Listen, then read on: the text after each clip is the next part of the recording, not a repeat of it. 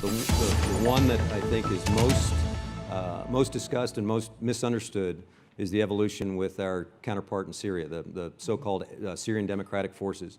Now, interestingly, they came about that name because at one point in time, and I dealt with them directly, I was on the formative stage of the relationship with these guys. They formally called themselves the YPG, who the Turks would say equated to the PKK. You're dealing with a terrorist enemy of mine. How can you do that, ally?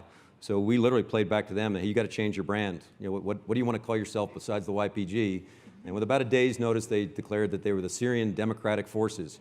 I thought it was a stroke of brilliance to put democracy in there somewhere. But it gave them a little bit of credibility. And the interesting part, and I was lucky to have a great partner in Brett McGurk out there with me about the same time, because they were asking for things that I couldn't give them. And it literally was an acknowledgement that they were the demographic dominant force in northern Syria.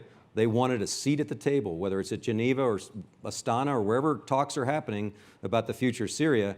And because they had been branded as PKK, they could never get to the table. So while we paired with them militarily, Brett McGurk was able to keep them in the conversation and allow them the necessary legitimacy to be good partners for us.